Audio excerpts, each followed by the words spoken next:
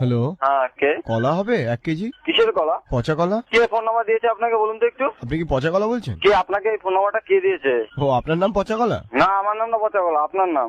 আপনার খেলে কি পেট খারাপ হবে? আপনাকে এই ফোন নাম্বারটা কে দিয়েছে বলুন, নাহলে আমি তো এখনই ফোনটা আমি কেটে দেবো। পচা কলা। দেখুন, আপনি ইয়ার্কি মারছেন আমার সঙ্গে, আপনি ইয়ার্কি মারছেন। এই পচা কলা।